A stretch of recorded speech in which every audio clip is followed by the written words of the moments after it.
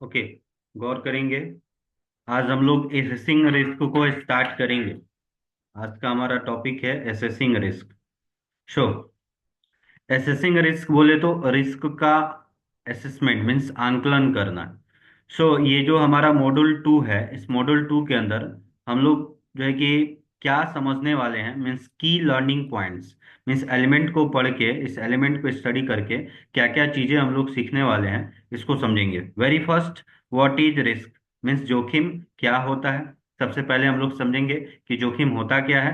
Then what is risk assessment, risk assessment क्या होता है मीन्स जोखिम का आंकलन क्या होता है। Then how are risk assessment carried out means risk assessment को कैसे हम लोग परफॉर्म करते हैं।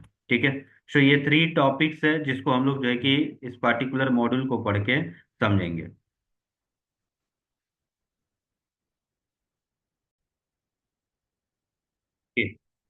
अभी जो है कि हम लोग समझे कि क्या क्या चीजें जो हैं वो हमें इस मॉड्यूल में पढ़ना है।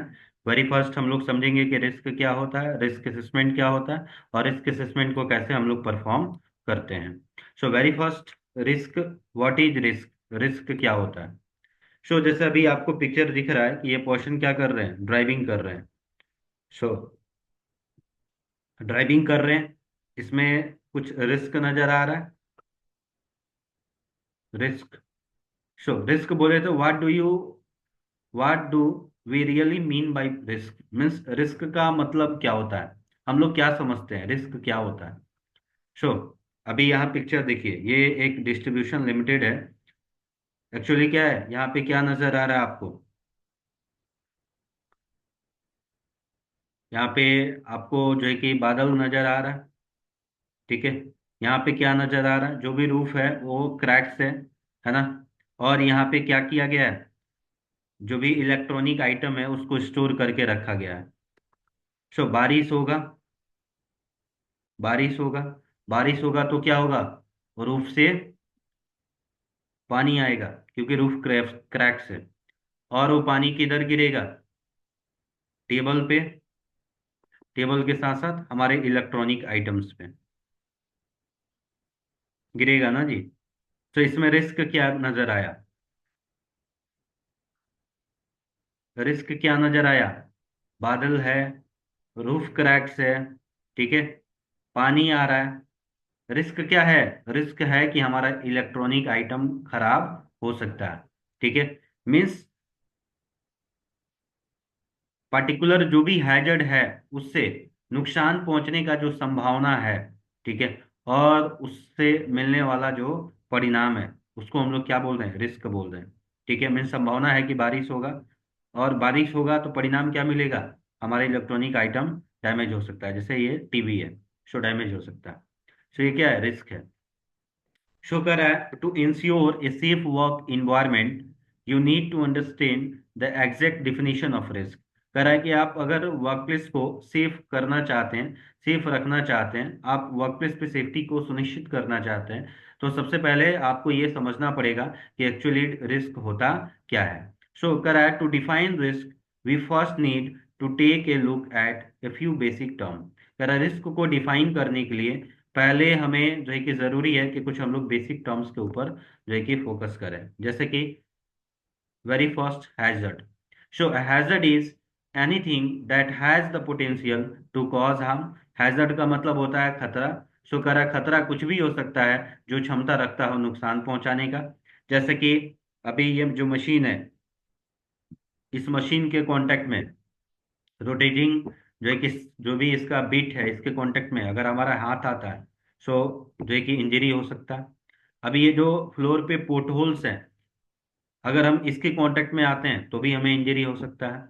या फिर ये जो आपका जो है कि हॉट लिक्विड है, इसके कांटेक्ट में अगर हम लोग आते हैं तो इससे भी हमें हार्म पहुंच सकता है। मतलब ये सब ऐसे चीजें हैं जो क्षमता रख रहे हैं हमें नुकसान पहुंचाने का, तो ऐसी चीजों को हम लोग खतरा बोलेंगे। Correct. For a hazard to cause harm, a hazardous event must happen. Means hazard से नुकसान पहुंचे, इसके लिए hazardous event का होना जरूरी है। मीन्स हमारे साइड पे जो भी खतरा है ना, उस खतरे से हमें नुकसान कब पहुंचेगा जी, जब खतरे से खतरनाक घटना घटेगा। मीन्स पोर्टहोल्स है तो खतरा है, लेकिन इस पोर्टहोल से कब जो है कि नुकसान पहुंचेगा, जब कोई घटना घटेगी। ठीक है, जब कोई खतरनाक घटना घटेगी।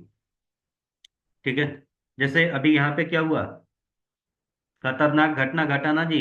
पर्सन जो है कि वो जो है कि आपका पोर्टहोल्स के कांटेक्ट में आया।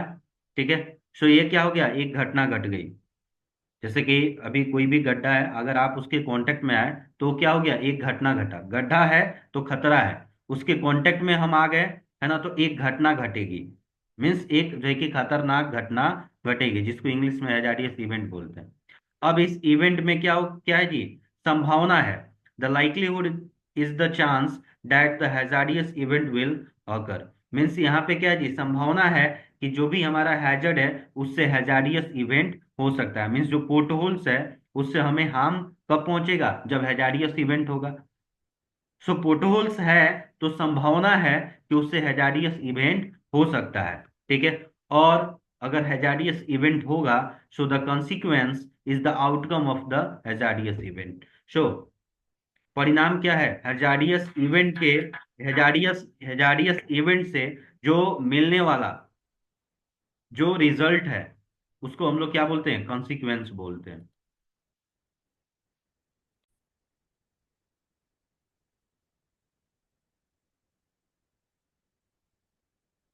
ओके, नेक्स्ट समझेंगे। अभी हम लोग लाइक्लीहुड समझ लिए, सेवरिटी समझ लिए। फर्दर है, समझेंगे, risk is the combination of likelihood of hazardous event occurring and the consequence of the event. कह रहा है रिस्क क्या है, यह कॉम्बिनेशन है ना, पार्टिकुलर जो भी जो है कि हैजार्डियस इवेंट है उसका होने का जो संभावना है, और उस इवेंट से जो मिलने वाला परिणाम है, इसके योग्य को हम लोग क्या बोलते हैं, रिस्क बोलते हैं। सो रिस्क क्या है, संभावना और परिणाम का योग्य है। संभावना है घटना घटने का, और अगर घटना घटता है तो उसका एक परिणाम होगा, तो इन दोनों के योग्य को हम लोग क्या बोलेंगे, रिस्क बोलेंगे। ठीक है, जैसे अभी यहाँ पे पिक्चर में दिख रहा है स्पाइलेज है। सो संभावना है कि इवेंट होगा, और इवेंट होगा तो उसका कुछ परिणाम भी होगा। यहाँ पे ये पर्सन रसिंग कर रहा है, संभावना है कि कोई इवेंट होगा, और इवेंट होगा तो उसमें हार्म भी पहुंचेगा। यहाँ अनहाइजेनिक प्रैक्टिस किया जा रहा है, संभावना है ना, इवेंट होगा तो उसका परिणाम भी होगा। यहाँ पे पार्टिकुलर मशीन से कार्बन मोनोऑक्साइड प्रोड्यूस हो रहा है, सो संभावना है कि इससे जो है कि इससे इवेंट होगा, और अगर इवेंट होगा तो उसमें कुछ नुकसान भी पहुंचेगा। ठीक है, सो अभी हम लोग रिस्क समझ लिए, रिस्क क्या है। अब समझेंगे रिस्क असेसमेंट क्या होता है, what is risk assessment. So a risk assessment is a careful examination of anything in your work environment that could cause injury और इल हेल्थ। कह रहा रिस्क असेसमेंट जो है, यह एक जो है कि केयरफुल एग्जामिनेशन मीन्स अध्ययन होता है ना, परीक्षण होता है किसी भी चीज का हमारे वर्क इन्वायरमेंट के अंदर जो हमें नुकसान पहुंचा सकता है, जिससे जो हमें बीमार कर सकता है। ठीक है, मीन्स कोई भी ऐसा चीज है जो हमें चोट पहुंचा सकता है या बीमार कर सकता है, उसका जो हम केयरफुल जो है कि एनालिसिस करते हैं, एग्जामिनेशन करते हैं, उसको हम लोग रिस्क असेसमेंट कहते हैं।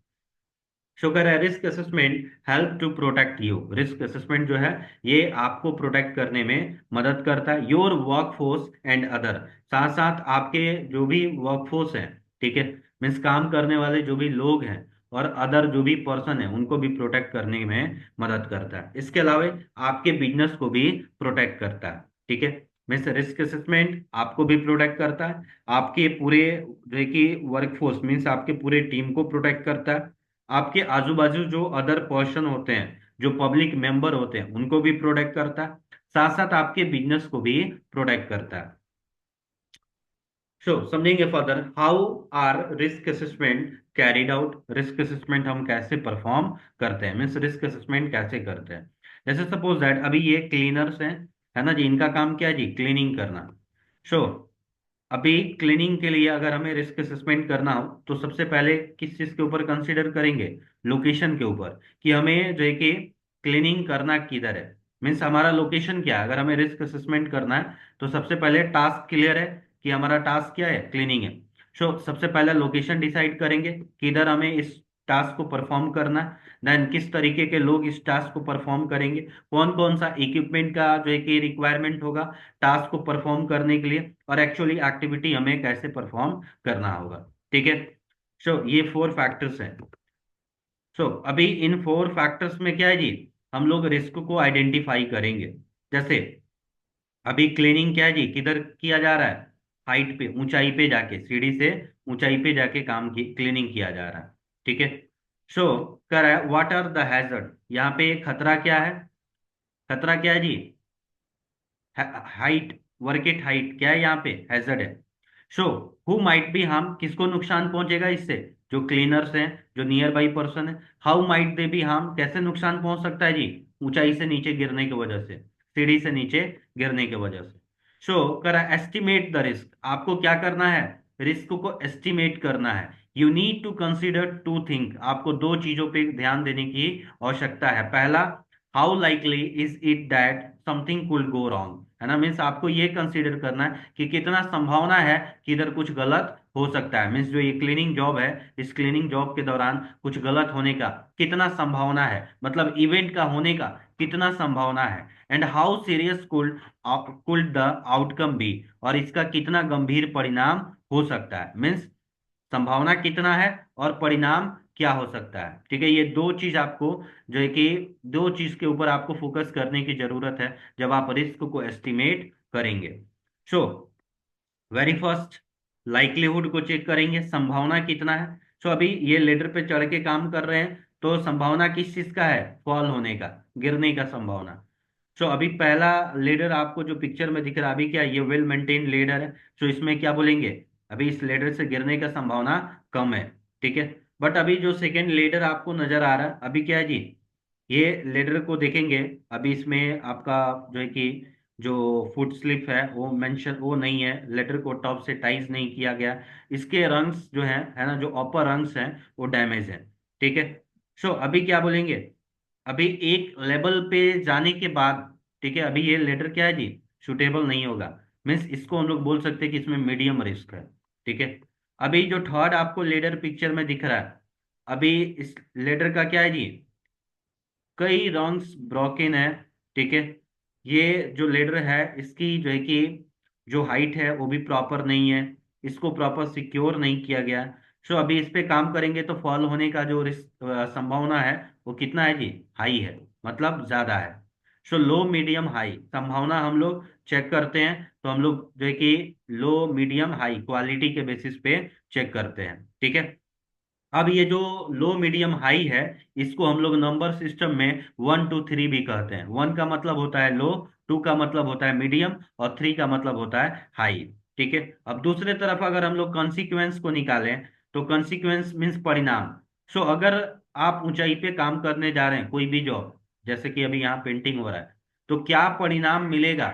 परिणाम क्या है जी, कुछ फैक्टर्स के ऊपर डिपेंड करते हैं। जैसे कि आपका पहला फैक्टर हो गया कि आप कितने हाइट से फॉल कर रहे हैं, दूसरा फैक्टर कि आप किस जगह पे फॉल कर रहे हैं, मतलब जो आपका सरफेस है, ग्राउंड है, वो ग्राउंड कैसा है, कंक्रीट है या सॉफ्ट ग्राउंड है। ठीक है।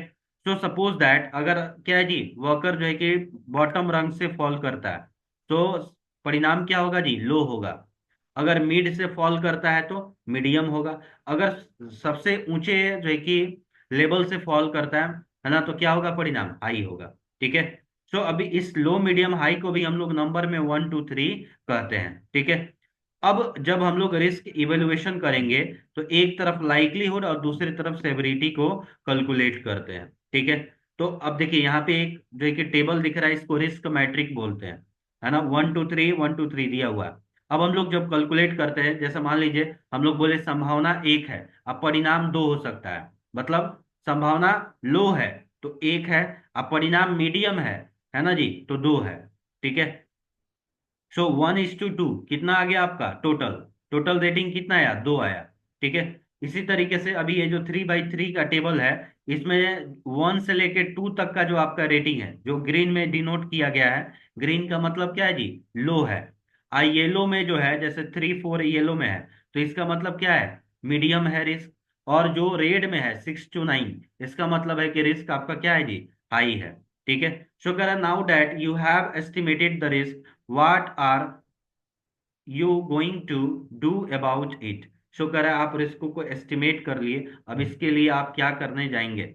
सो अभी हम लोग समझे, 1 से 2 है इसका मतलब एक्सेप्टेबल है। एक्सेप्टेबल है मतलब कि आपको कोई फर्दर एक्शन लेने की जरूरत नहीं है, आप जो कंट्रोल लिए हैं उसको मेंटेन करके रखिए। ठीक है। और अगर आपका जो है कि ओवरऑल रिस्क 3 से 4 है, इसका मतलब क्या है, टोलरेबल है। आपको यहाँ पे मीन्स रिस्क क्या है, ज्यादा है, इसको एक्सेप्ट नहीं किया जा सकता है, मतलब आपको यहाँ पे इम्प्रूवमेंट करना पड़ेगा, आपको सुधार लाना पड़ेगा।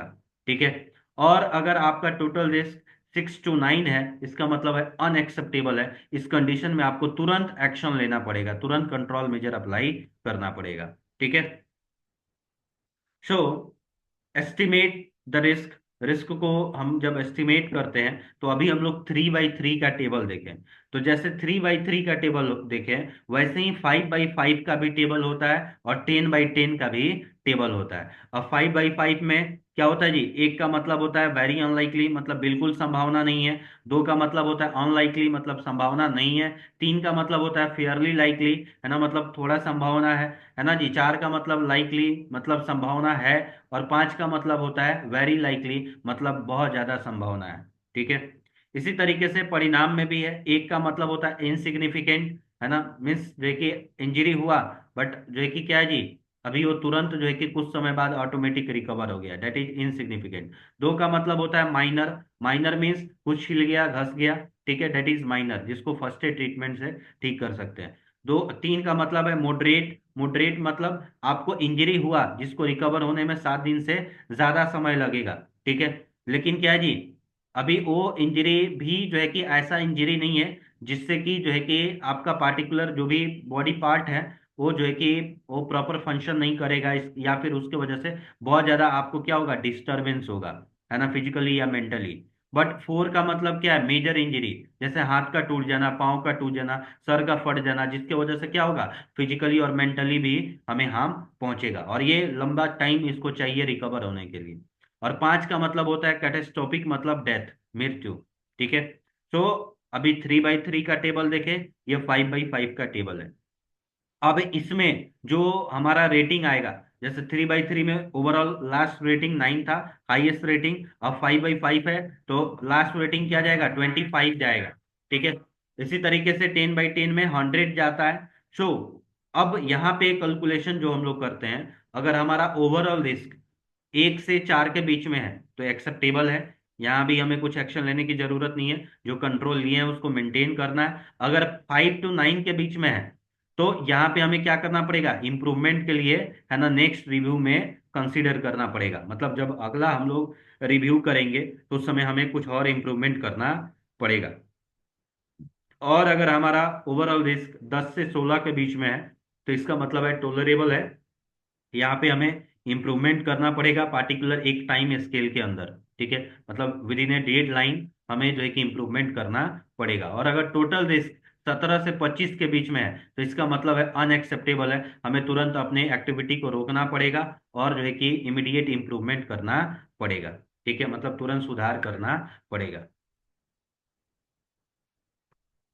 सो अभी जैसा कि मैंने आपको बताया कि 3x3 का भी मैट्रिक्स होता है, 5x5 का भी होता है और 10x10 का भी होता है। तो अभी क्या है, इसमें जो भी हमारा नंबरिंग है, जैसे अभी आप देख रहे हैं जो ग्रीन में है, जो ग्रीन में है इसको हम लोग क्या बोलते हैं, जो ग्रीन में है, जो ग्रीन में है ये हमारा लो है, जो येलो में है वो हमारा मीडियम है, जो रेड में है वो हाई में है।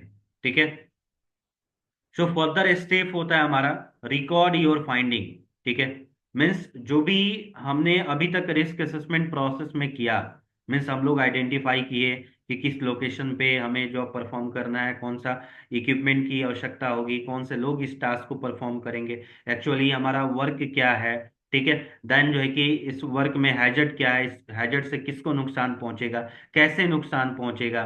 ठीक है, दिन हम लोग रिस्क को एस्टिमेट किए, है ना, फिर फर्दर हम उस हिसाब से कंट्रोल में चेंजेस किए। तो ये जो भी हम लोग प्रोसेस किए, अभी हमें क्या करना है, उसको रिकॉर्ड करना है, उसको बोलते हैं रिकॉर्ड योर फाइंडिंग। मीन्स जो भी हम लोग फाइंड आउट किए, जो भी चीजें हम लोग आइडेंटिफाई किए, उसको रिकॉर्ड करना है। मीन्स क्या क्या चीजें रिकॉर्ड करेंगे, सो करा the location, activity and equipment being assessed, जिस लोकेशन का, एक्टिविटी का, इक्विपमेंट का हमने असेसमेंट किया उसको रिकॉर्ड करेंगे। हैजर्ड एंड रिस्क लेवल, क्या खतरा है, रिस्क का लेवल क्या है उसको रिकॉर्ड करेंगे, रिस्क कंट्रोल मेजर क्या लिए उसको रिकॉर्ड करेंगे, ये सोशल डिटेल किसने असेसमेंट किया उसका डिटेल को भी मेंशन करेंगे, किस डेट टाइम में असेसमेंट किया किया गया इसको भी मेंशन करेंगे। इसके अलावा रिव्यू डेट, कब हमें अपने रिस्क असेसमेंट में चेंजेस करना चाहिए, सुधार करना चाहिए, कब हम रिव्यू करेंगे, वो रिव्यू डेट को भी हम लोग ऐड करेंगे। तो ये सब नंबर ऑफ इंफॉर्मेशन है जो हम अपने रिस्क असेसमेंट में जो है कि रिकॉर्ड करते हैं। फर्दर है आपका review your finding, means after period of time हमें क्या करना पड़ता है, अपना रिस्क असेसमेंट में चेंजेस करना पड़ता है। सो करा व्हेन चेंजेस अकर, अब रिस्क असेसमेंट में चेंजेस कब करेंगे, मीन्स सुधार कब करेंगे, जब हमारे साइट पे है ना, हमारे एक्टिविटी के अंदर किसी भी तरीके का बदलाव होगा, चेंजेज होगा, जैसे कि चेंजेज पर्सन में हो जाए, चेंजेज इक्विपमेंट में हो जाए, या एक्टिविटी में किसी भी तरीके का चेंजेज और मॉडिफिकेशन हो, वैसा कंडीशन में हमें रिस्क असेसमेंट को रिव्यू करना पड़ेगा। सो करा you should review your risk assessment, है ना, आपको क्या करना पड़ेगा, अगर इस तरीके का चेंजेज हो रहा है तो आपको अपने रिस्क असेसमेंट को रिव्यू करना पड़ेगा।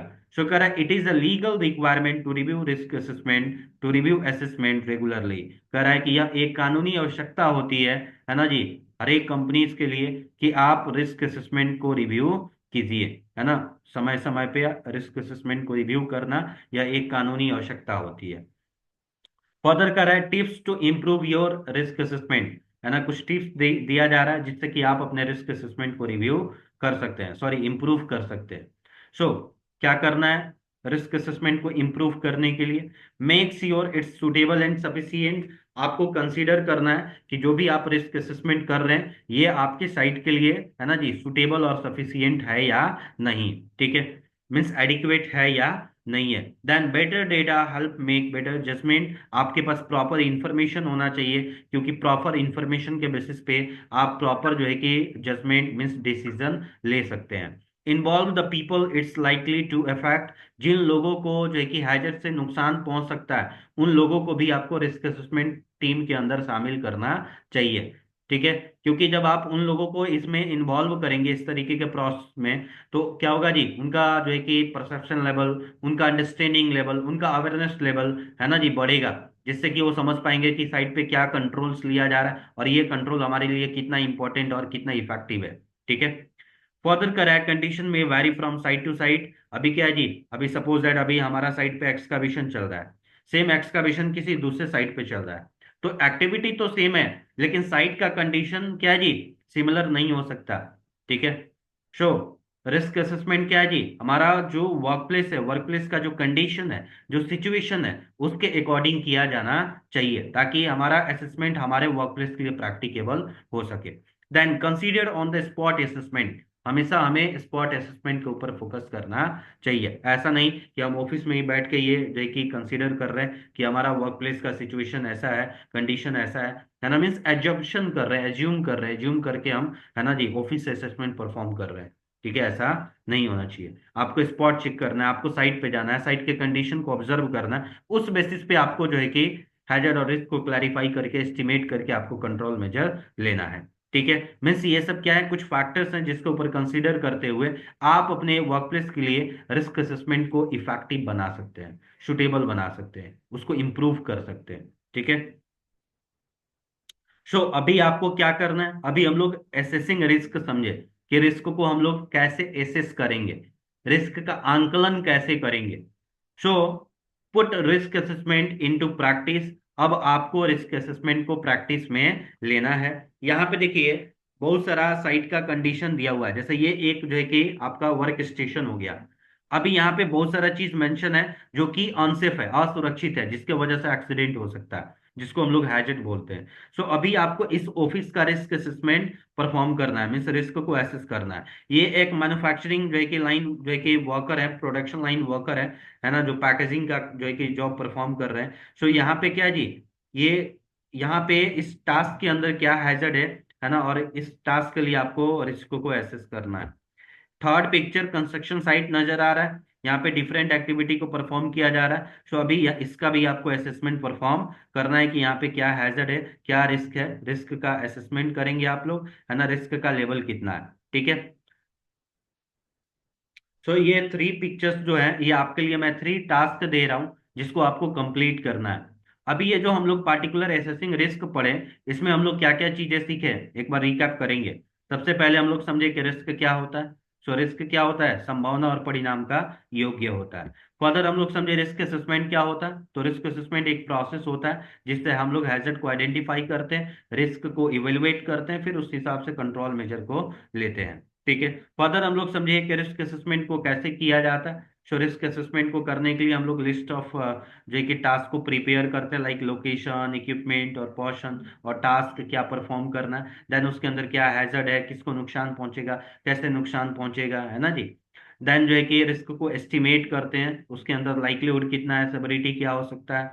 फर्दर जो है कि ये जो है कि असेसमेंट जो है, इसके लिए हम लोग प्रॉपर कंट्रोल मेजर को प्लान करते हैं। ठीक है। फिर सारी चीजों को रिकॉर्ड करते हैं और फिर टाइम टू टाइम रिव्यू करते हैं। तो ये हमारा जेके रिस्क असेसमेंट का मेथड हो गया। ठीक है। सो ये चीजें अभी आज का क्लास में हम लोग अंडरस्टैंड किए। जो भी मैं टास्क दिया हूँ इसको आप कंप्लीट कीजिए। फर्दर हम लोग कल नेक्स्ट क्लास जो है कि मॉडल 3 जो है कि स्टार्ट करेंगे।